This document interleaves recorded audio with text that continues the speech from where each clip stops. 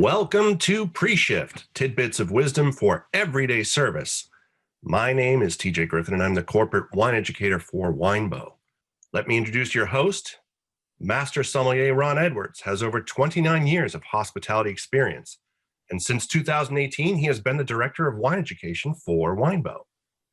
And now here to discuss today's topic, the last of the 5 P's of hospitality, persona, Master Sommelier Ron Edwards. Well, good morning, TJ. Good morning, everybody. So nice to be back in the saddle for pre-shift again. Today we talk about something that's often put kind of in front of the other things because of the key role that people play in your business. But really, this is the place we come to after we have taken care of all of these other things in our priority list. We come to a very, very important final P of persona, which is going, I may say some things today that are surprising to some of you, and I may just remind you of some things that you have already put in your heart. I see quite a few of our normal attendees in the list, which is great. TJ, we've been doing a really interactive series so far with the 5 Ps because we've been asking people to give us their input on pictures and things like that. This one's going to be a little bit more standard. So, if you have comments or questions, yes, put them in the Q&A. We'd love to hear them. It's been a great interactive session so far in the first 4 of the 5 Ps. But today I'm just going to kind of be talking out of my head and addressing some things that are very close to my heart because it's dealing with the people in the hospitality business, which I still consider myself one of those people. Because it's sort of like the Marine Corps, Semper Fi. Once a Marine, always a Marine. Once in the hospitality profession, you're kind of always in the hospitality profession. And so here we go. TJ, you ready? I am ready. Okay. So the reality is this, right? And then welcome to Captain Obvious, right? People carry out persona. But I wanted to say it that way because persona is something you create. Just like you create your promise, just like you create promotion and plate and property, persona is something you design.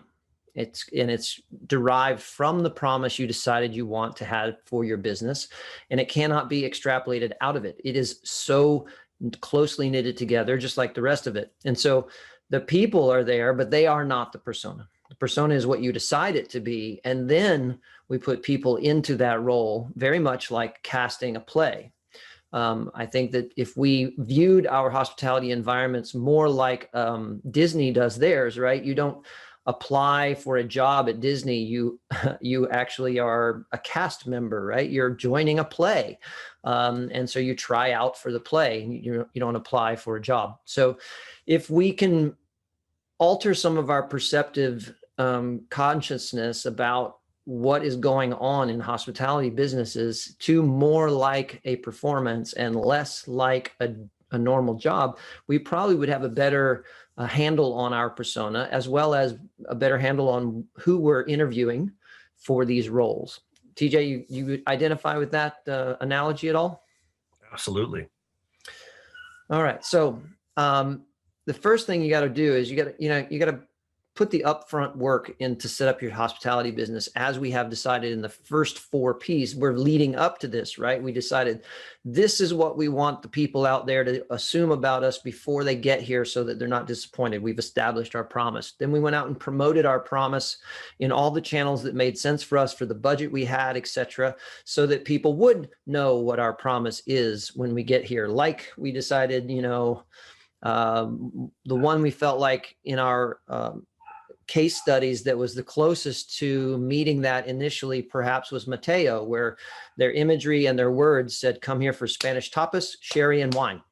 And everything lived up to that. And going in that this is what you're going to get. It's going to be a boisterous environment, and that's what you're going to eat. You're going to have fun and leave. And so they worked hard to get that. They put everything together to perform it. Now it's time to put it in the hands of people who actually activate all of this with your guest. But you can't do it right unless you put all the work up in front. So before you hire people or add cast members, I'm kind of sold on that analogy. you got to have a clear picture of what your persona is supposed to be. You got to know what the role is. You got to know, what are my actors supposed to be doing on this stage? What kind of manager can carry out your promise and keep these folks motivated to continue to perform? What kind of chef can exhibit your promise if you're not the chef running the restaurant?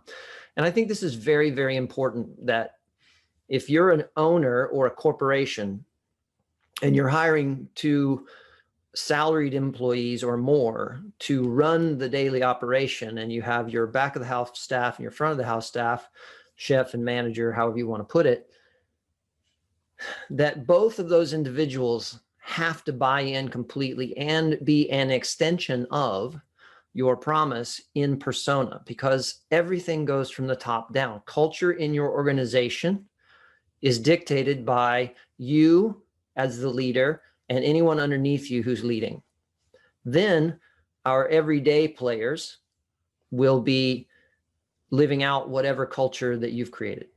And so it's so important that you choose the right person. If you want an antagonistic relationship between the front of the house and the back of the house, that's actually easy to achieve, right? It's kind of the norm. Then you can easily hire whoever you want, because the antagonism between chef and manager might already be there. If you want a cohesiveness between those 2 departments, then if the outside world looking in, if the everyday players looking in see the manager and the chef, or the front of the house manager and the back of the house manager, as one cohesive unit, then they are also going to view themselves as one cohesive unit. So there's so much involved here in who you hire to be managers. So often we make the mistake in the hospitality trade of just hiring the next body up to take the role, who's willing to take on that responsibility and available at the time. And you get results that are relative to that, right? If you hire poorly, you get poor performance. Interview process, you need to establish it. Training process, you need to establish it. How are you going to increase staff retention? What's the worst thing about labor-driven industries? Lack of retention. The more often you have to replace that position, the more often you have to train. Every time you have to start all over getting somebody to buy in with your promise, so that they are an extension of your belief system and what the guest is to expect. So increasing staff retention is really key. And that means, and we're going to talk about a little bit how to do that. You, as the person who casted this vision, who created this promise, you have to constantly, did I say constantly? That means all the time. So that you're so sick of hearing it from yourself that you're sure they're sick of hearing it from you. But until they are reiterating your promise that you established with your core group back to you in full understanding, you haven't said it enough. Starting with a clear structure, a clear plan, and clear expectations are going to bring greater success in the area of persona. So what we often do is we get all the way to this point, we've established all these things that we consider to be structure needed. And then we just go out and say, okay, let's put a now hiring sign on the door, or go to Indeed.com or Monster or whatever. And you just sort of drop all of this excellence that you've gotten to at this point in favor of, well, let's see who's out there. Well, yeah, you still need to see who's out there, but you need to see who's out there within guidelines of what you're really looking for. Number one, the number one thing, and this was what might surprise some of you. It might not surprise you if you know me, but it might surprise you in the concept of, wow, that's not really how it is. The most important priority in the hospitality industry is not the guest. And you're like, well, wait a minute, that's not what you said before. Well, that's when we're talking about service. The most important priority is the guest. When you're talking about your business, the most important priority is your staff, the people who work with you and around you and for you. They have to be your biggest concern. Your staff is a higher priority than your guests, and they need to clearly feel that way every day. And because this is sort of the stakeholder management philosophy that has become a reality, and it is a really good reality. Because there's this philosophy that if your employees and managers feel valued, if they feel supported, if they feel like you think they matter and you show them that, then they will carry out your vision.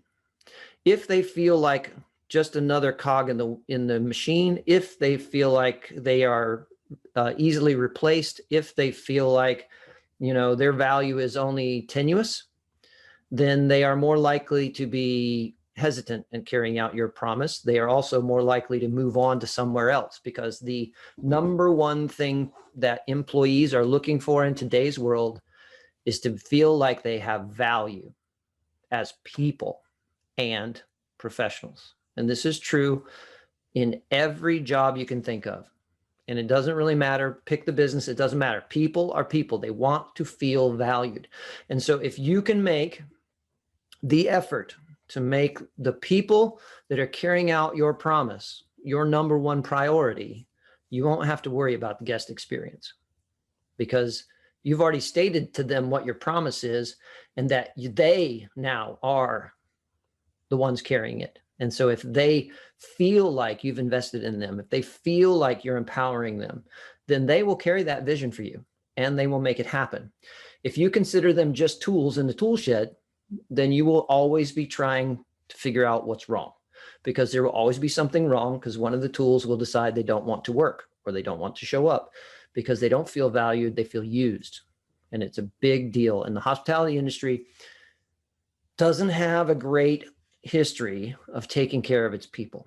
We have a history of using people up and throwing them out, and that's not going to get your vision taken care of. TJ, you with me so far? I'm kind of on a soapbox here. Yeah, but it's a good soapbox to be on, I think.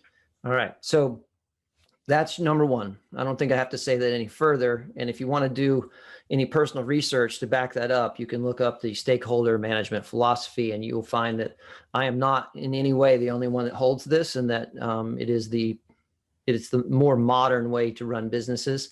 And there are certainly great examples of companies out there who have amazing employee retention and great quality. I list Patagonia as a first one. They definitely manage from the stakeholder philosophy. And no, they're not in the hospitality industry, but that doesn't mean we can't take from them. They have been for a very long time and still continue to be an excellent model for what it's like to take care of your people so that they take care of your business. So now that we've got that out, now we have to start the engine. People are the engine of your business. They most certainly are. You can get all of this stuff designed. You've created the promise, which is the shell of your car. You got the promotion, which is the paint job and the windows and the decals, and you've got your property set up. So when you sit down in the car, it's got nice seats and beautiful sound system and navigation system and all that. But your people are the engine. That's what makes your business go. So let's start into this idea of choosing them wisely. So the first thing, and you should have done this before you start hiring for sure, it's part of just your business rollout, but very few people actually do it in much detail. And that is to clearly define roles and responsibilities and finding the balance between what they are and who's supposed to wear all these hats. And we did the roles and responsibilities study with one of my clients one time. And we discovered that the owner of this business was wearing 22 different hats, responsibilities. And they were all majors. There were no minors. And I was like, no wonder you don't get any rest. No wonder you don't sleep. You have taken your responsibilities and assumed them to be roles. They're not the same. So, as an owner, that's a role. What are the responsibilities that the owner has to carry? As a general manager, that's a role. What responsibilities does the general manager have to carry? Servers, that's a role. What responsibilities do they need to carry? Executive chef, if you have one. Chef, just plain and simple, if you're a smaller business and that's where it ends. What's the responsibility? Clearly defining those things makes it so much easier to manage people once you hire them. It also makes it so much easier to understand that this is or is not the right person for this role because of the responsibilities associated with it. they are really well suited to those responsibilities, or they are not. And what often happens in the hospitality business is people are moved into the role of management because they're willing. But when you take a look at the list of responsibilities, they don't have the skill set yet. Doesn't mean you can't put them there, but if they don't have the skill set and they don't match up the responsibilities, what are you going to get? You're going to get frustrated employees because their managers don't handle the job responsibilities, even though they've been given the role. So make sure your roles and responsibilities are really clearly defined. Major corporations usually do this fairly well because they have big HR departments, and the HR departments have job descriptions for everything you hire for, and on it goes. But most of our hospitality industry is much smaller than that. So keep an eye out for that as independent people. This would probably be one of those places where I would kind of expect a comment from Laura to come through, because she was that independent restaurateur. All right. So once you've defined the roles and responsibilities and gotten that as clear as possible, and the best way to do that, by the way, is a big open wall and a bunch of sticky notes, or a really large blackboard, eraser board, whatever you've got, and start drawing stuff out and writing things down. Here's all the stuff that has to be done in my business. Sometimes you do it retrospectively to make sure you've still got it under control, but you should be able to outline most of it up front. And then who's going to take care of that? And then you can define roles from there. Sometimes you find out you have too many roles. Sometimes you find you have too few roles and not enough people to divide up the responsibilities effectively. All right. Now, you got to create a guide of who's going to best carry out your promise. So now you've got your roles and responsibilities. Now you're actually going to create a guide of your own. What persona is going to match up with my promise? That's your initial guide. And then after that, it's like, all right, inside of this persona I'm trying to portray, what experience level do I expect for each one of these roles and responsibilities? What temperament am I trying to hire? Okay, so going into the restaurant and hospitality industry, it's not quite the way it used to be, but I'm old enough to remember when the chef was excused from almost all behavior. If he yelled and screamed and banged his tongs and threw stuff, it was just, well, he's just an angry artist. It's okay. This is 2021, and it's no longer okay. So make sure that you understand the temperament of the person you're hiring. Is the manager that you're hiring for the front of the house, do they have the right temperament for that job? Because I've seen not so good there too. Are they even keeled? Can you expect them to be the same person every day they come in? Are they capable of leadership, or are they just somebody's willing to accept responsibility? Those are very different things. You need leadership in management roles, not just those who are willing to do stuff. What kind of character traits do you want to be the strongest character traits that you hire for these various roles? Think about that. You don't see character traits listed on your job applications, right? We have to be careful that we don't make any HR violations in our questions, but I think you can ask questions about experience in life and delve into them as people when you interview them, and you can start to find out, is this person who's honest, or at least so far we can say they're honest? Is this person who demonstrates a work ethic through the resume that they've built and the questions that you've asked of them? Is this a person that views people in the right way for your business? That sort of thing. Explore interviewing techniques that are different, right? The average hospitality interview involves some sort of brief application for employment that asks all the essential questions, right? And then often it becomes a 1.5 way conversation where the manager who's doing the hiring does a whole lot of talking about what the business is about, and et cetera, and what's expected. And the person on the other side is just listening and doesn't really get a chance to show you what they know how to do, what they don't know how to do, what they're willing to learn, what they are not willing to learn, whether they're open to growth or not. So we need to make sure that we are doing our best to learn better interviewing techniques that expose more about the person on the other side. Yes, we definitely want them to understand our business, because we wouldn't want them to come in with bad expectations, but we really want to know more about them. One of the interviewing techniques I recommend is the on-the-job interview. I'm not talking about the same thing as an internship or a stage like we have in the kitchen, although I think that those are great for chefs and culinary talent. But I think we can steal from that for the dining room too. Why can't we involve a practical application to our dining room interview? If you want to find out if somebody's capable of working well in your dining room, let them serve you in the interview. Have them open a bottle of wine that's going to be used for service that night in the Wines by the Glass program. Give them a short example of the menu, maybe today's featured items, and give them 10 minutes to work on memorizing it and have them give you a presentation at the table. What's their table presence like? Under pressure, on short notice, with nerves, you're going to get the worst possible impression. If they do that pretty well, imagine what they can do after you train them.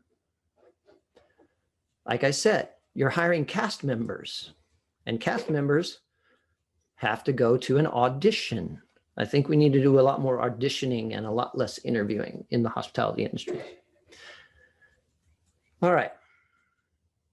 What can you do differently so that you get a staff that's different? That's what you need to ask yourself. And I don't have all the answers, but there's a million podcasts out there and a whole lot of management books and a lot of interesting material on interviewing. And I'm definitely trying to learn better myself. Make sure you allow for the right mix of skills and personalities. TJ, got any questions or input, or like, wow, I would just curl up if I had to act this way as a manager? Well, I don't know if this is the right time to ask this question, but my hospitality career was in the great city of Boston, which is a little bit of a college town. Mm-hmm. And people were often in college working in restaurants, and it was a part-time thing for them, or it was a temporary thing for them. And what I heard over and over from managers and owners was, I can't find good people. Yeah. Well, most of my management experience was on the edge of metropolitan to the middle of nowhere, depending on which part you're talking about. So when I worked in the Detroit metro area, I was in the suburbs, a long way from the center of population, working in a restaurant that was primarily Friday and Saturday night business, right? And the people who worked there were people who lived nearby. So they were parents in family scenarios where the second job was helping them out, but they had no intention of becoming a professional server, so to speak. And up north Michigan, scant population, high density of restaurants, and so oftentimes the philosophy was, oh, you're breathing, great, let's hire you, we'll deal with it, at least you can deliver the food to the table, and right now we don't have anybody to do that. So I totally empathize with the labor pool concerns. So you have a couple of choices, right? You're either hiring the experience you want, or you're willing to teach the experience you want. And I've always been a proponent of I'm perfectly happy to take someone who knows nothing. At least I don't have to retrain bad habits. But oftentimes we've given up before making an investment. So I think that's the best way to go here, is that what often happens is fatigue. Training fatigue sets in college towns, in scarce labor markets, where you as an owner and a manager lose your will, if you had it to begin with, to grow people professionally, because you can't deal with the pain and frustration anymore of turnover, where they go and decide to work for somebody else, or they graduate from college and they move on. I was a mechanical engineering student, TJ, waiting tables to help my parents help get me through school. Because of that experience, I never took an engineering job. So you never know who's going to be standing there as you work with some college kid who is trying to do one thing at the moment, but really you don't know what the future brings. It's like how many comics and actors and actresses' main income was actually the hospitality industry while they kept trying to get a role in something bigger, right? So your people are a tremendous investment. And I think we need to look at them that way. Actually, I'm sure we need to look at them that way. You got to view them in the light that they cost you something. People cost real dollars in an enormous way in our trade, right? Labor is often our highest investment at the accounting at the end of the month, is what did it cost me in labor to keep this hospitality business open, especially in high-end hotels where your guest to service person ratio is like one guest every 3, or in the cruise industry where it can be like one guest for every 8 to 10 employees. It's just nuts how much you need people to pull off hospitality. Which is one of the reasons the industry in the last 10 years has moved, or 20 years has moved into the Chipotle model, where it's a walk-up counter service thing, where we're just going to eliminate the waiting tables. We're still going to offer good food so that we can offer a different labor model, right? So if you are going to have this enormous cost center of people, labor hours, doesn't it make sense that we should put the same amount of attention to detail into them, since they're going to cost us so much? And if we put attention to detail in them and make them feel valuable and let them know that they're our biggest priority, not the guest, not the food cost, not the beverage cost, that our biggest priority is actually them, we won't have to hire them as often. Because where else are they going to go and get treated like that? Not very many places. So investment number 1, they are people first and employees second. This is so hard to do because the fear from management and ownership is that they will be taken advantage of. I think that Danny Meyer has been a leader in this, in the hospitality trade for a very long time, trying to find ways to acknowledge that his employees are partners and people first and employees second. Design support for them inside your business as people.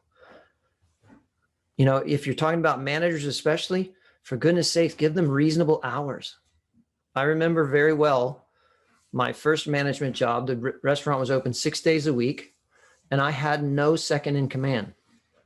So I worked 6 days a week, 10 to 12 hours a day for a year and a half before the owner would hire an assistant manager.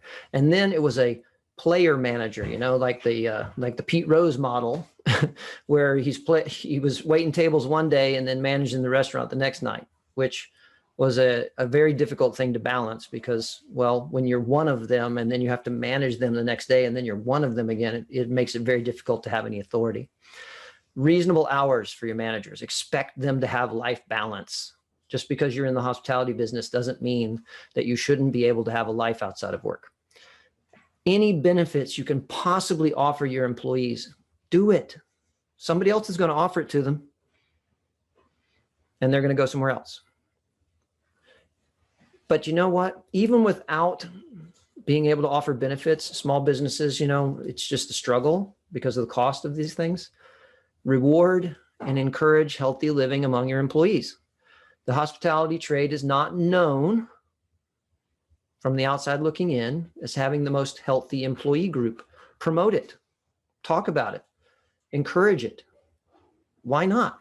When they're healthy, they come to work more often and in a better state, and therefore they're better employees for you. So promote it. Offer rewards. Hey, whoever has the most steps this week outside of work, or, hey, everybody who's got a gym membership, let's have a contest on how many times you go this week. Or, hey, everybody who's, maintaining, and you just figure out one of the health measurements that is sort of HR supported throughout the universe, and use it as a reward, and reward them with things that are cool, gift certificates to local businesses or something like that, something that's affordable for you and makes them feel valued and encouraged on their end. Support family priorities. Yes, I know that you can't just roll over every time somebody has a family emergency, but on the other side, be compassionate about it. Like, okay, I see that you're up against a wall here. I'll help you. Instead of saying, well, figure it out on your own. Support life experience outside of work. Talk to them about work is work, but what about the rest of your life? Where else are you growing? personally? How is the rest of things going?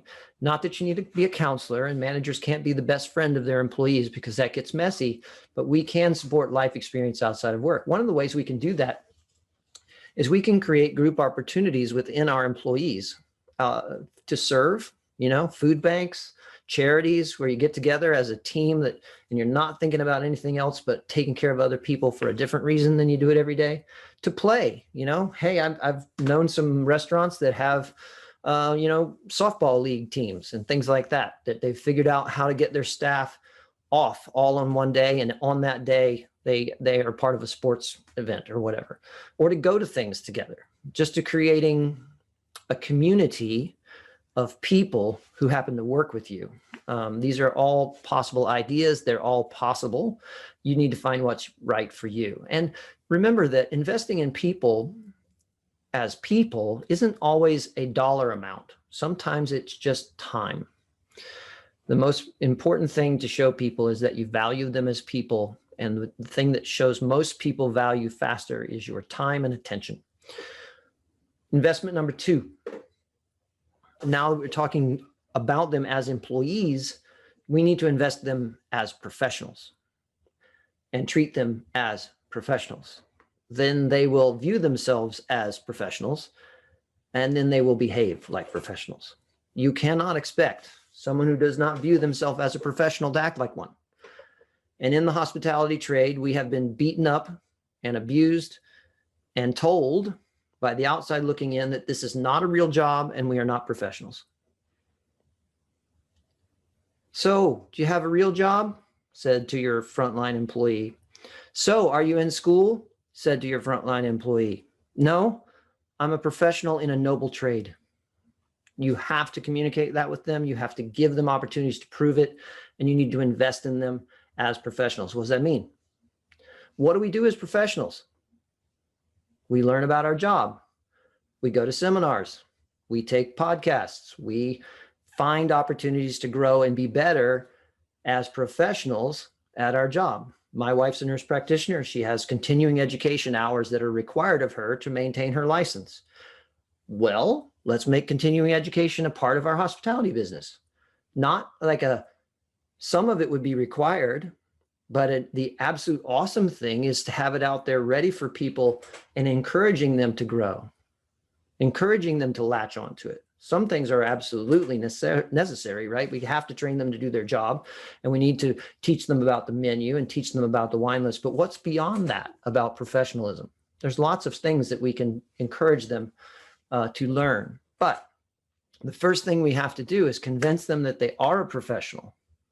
Because once they view themselves as a professional, they will be perfectly comfortable with you holding them to professional standards, because they'll want to hold themselves to professional standards. It's so important, and it's an investment, and it's worth every minute you put into them. Expect them to learn constantly. Provide real effective training and education. Expect professional behavior from the top down. That's why it's so important of who you hire to run your business. Provide them the best opportunity to earn a living, right? Oftentimes, out of fear of not having enough staff, we overhire, and then the people leave because we've cut their sections too small or whatever, or we don't give them enough hours. Try to give people the best opportunity to make a living possible. And this one's really important for me. Cross-train people so that they have empathy and understanding for the other person's job, right? One of the businesses I praise on a regular basis is the Angus Barn in Raleigh, North Carolina. In order to wait tables there, the training regimen is 1 month long. Imagine that, TJ. 1 month, working hourly, no tips. How's that sound to you? That's a long time. That's a long time. You know what you get to do in that month? What? You get to work every station in the restaurant. You're going to wash dishes. You're going to work on the cook's line. You're going to work in the prep kitchen. You're going to work as a waiter. You're going to work as a busser. You're going to work as a host. All of it. Everything. The only thing you don't do is you don't get to be a manager. What has that done for their business? Well, it builds a team. You understand what everybody's responsibilities are, and you understand their challenges. So you're a lot more empathetic to their to their obstacles, and you work together to overcome them. I think. Absolutely. What do you think it does for their employee retention? I would assume it's pretty good there. If It only is. one of the reasons you just work there for a month, so you're not going to go anywhere anytime soon, right? Yeah, I think the average server retention there is over 8 years. Wow. 8 years. That's a long time in the restaurant. There are servers that have been there for 20 plus years. The beverage manager has worked there for 30 plus years. It's pretty amazing. Wow. And always, always, always, always, the ABC, always be communicating. This is from the top down. Always be communicating the promise. You have to always be casting the vision, because you'll feel silly doing it. Because after a while you're going like, I've said this 100 times this month. Surely I don't need to say it again. Yes, you do. Until your staff, all of them, is coming to you and reiterating the vision to you, you haven't said it enough.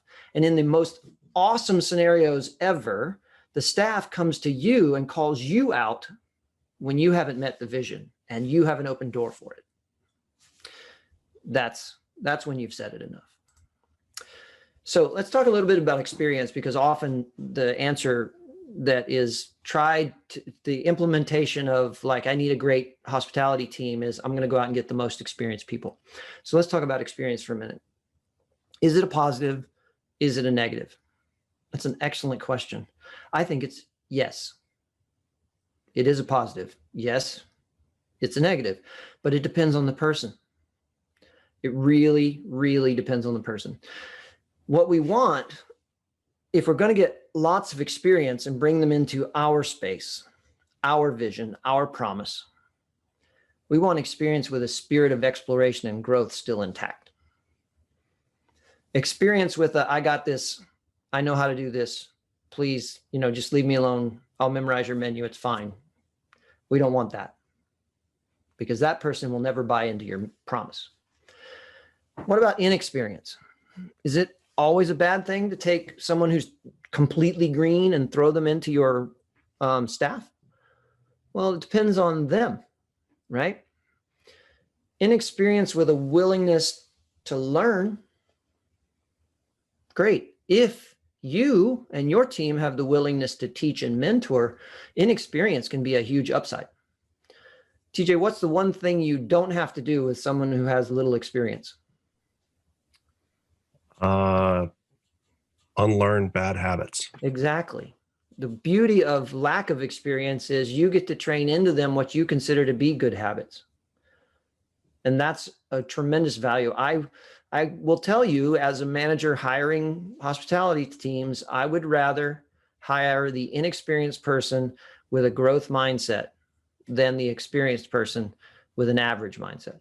Because I know that in the end, my inexperienced person is going to be better, tremendously better in time than the person with experience for my business. So what we're really looking for, which is, these are kind of watchwords in the modern business world, is growth mindset, right? And this is a big deal. Growth mindset does exist in the hospitality trade. And it's not just among people who want to be managers. There is growth mindset out there among people who are professional at not being a manager. Pick your job, right? Professional line cooks, professional servers, professional bussers. I believe there is a place in the world for a professional dishwasher. Absolutely.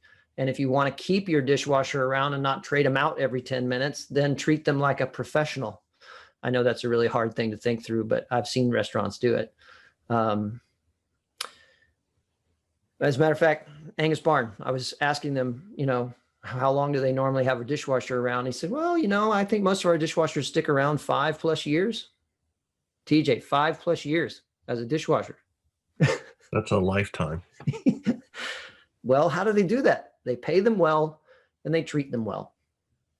Nobody's allowed to dump on the dishwasher. And everybody's told in the building, this dishwasher is the most important person in this space. Because if you don't have a great dishwasher, the restaurant goes downhill in a hurry. And I've seen them I've seen actually the speech being given, and it's really great. So I'm going to give you a couple of examples about experience and what we can do with them as hospitality professional managers, etc. One example is a server that was already hired in a business that I was consulting for, and was the caricature of the late 30s, been waiting tables since college age, have not quite gotten to an idea of themselves as a professional, feels stuck, has, in this particular example, the person was married to a professional who had a job that was considered professional, right? So that didn't make him feel any better about his state in life, because the comparison was painful for him, I think. And he behaved that way. Imagine that, right? You don't feel good about yourself, and so you don't act well about yourself. All right, well, through taking an interest in him and challenging him to do better, be better, learn better, he changed. One day the light switch just went on, and he came into work and he started acting like a professional. He started studying wine. He started studying the cocktails. He started saying things like, hey, when's that next sommelier course? I think I should take it. Hey, when's that next certification? Maybe I should do both. And eventually did pass both, and has since moved on to other things, but always approaches it as a professional because he saw it was optional to be a professional in the hospitality industry. Not required that you couldn't be, but you had to choose to be. Another example is, and he had lots of experience. He was good at waiting tables. He was not good at being a professional until he changed his mindset. Another one is a great story of a young man who I did not hire, and I have to admit I would not have hired, who became a bartender for this same restaurant in a bad labor pool market, TJ, just like the old college town, right? Had never bartended before, was actually underage, and so could not drink publicly, and really didn't know a bottle of gin from a bottle of whiskey. And I was like, why in the world did you hire this person? So it was really rough for the first 3 months. Constant reiteration, constant pointing back to the obvious, easy stuff, constant training. And then one day I saw some stuff on the bar that I hadn't ordered for the restaurant. And it was these fun bitters and stuff. And he was like, oh, I was just reading about this, and I saw it was available over here at this other store. So I brought one in to play with it. I'm like, cool. And then about a month later, I walk in the restaurant, and here's the Death and Company cocktail book Codex on the bar. And he says, this is the greatest book ever. I'm so into this book. And so by the encouragement and allowance of this person to be trained and fail, get better, and pretty soon be the bar manager by age 21, he now is a successful hospitality professional who has plied his trade all over the United States. But he wouldn't have had that chance if it had been all about experience. So experience is what you make it. Just remember that persona completes the circle. It's so important to remember that we put all this really hard work into all of the structure and belief systems. It has to extend into your persona, and then your people need to match your persona. Don't give in. You don't have to. You get to decide. And I promise you, it's sort of like the old adage from the movie Field of Dreams, right? If you build it, they will come. If you make it like we have talked about in this, you will not hurt for good employees who really care and want to make the best experience for their guests because you have invested in them. You're going to run into some bad apples along the way. You're going to feel like, wow, why do I do this? Nobody appreciates it, but they do. They do, and they will respond. And that is persona. Well, that's a lot to digest. Yeah, I really thought I could get that done in 30 minutes, but I should have known better. That was a sermon. Sermons never happen in 30 minutes. My dad would be proud. It's such an important topic, and one that I wish I had seen people take more seriously on the owners and manager side. Yeah. Most of my experience observing that was negative, unfortunately. So Laura sent in something through the chat window that I think is wonderful. Thank you so much. This is absolutely the hardest part of this business. It most certainly is. And Karen sent in so incredibly helpful. Thank you. So thank you to both of you. I happened to see the chat blinking, so I looked it up against our rules, but I wanted to see the comments. We're allowed to break our own rules, right, TJ? Yeah, we can do that. So we're going to talk about two really cool spring wines. Mm-hmm. Groovy, which I believe is Gruner Veltliner. Absolutely. And Riesling, of course, two of my favorites. Yes. And a perfect time for them.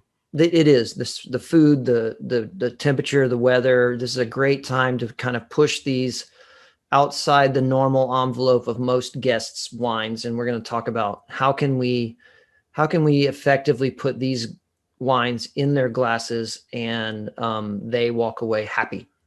Thank you very much, everybody. Enjoy the break and come back in a few weeks for the next pre-shift. And don't forget on alternating Tuesdays, because I'm not going anywhere, is the Bordeaux show. It's on Tuesdays at 11 next week, and then 2 weeks after that. Yep. Just set your calendar for 11 a.m. on Tuesdays. That's Eastern time, of course, Eastern Daylight Time, as we learn in the Bordeaux session, that you're always hanging out with us. We love to have you around.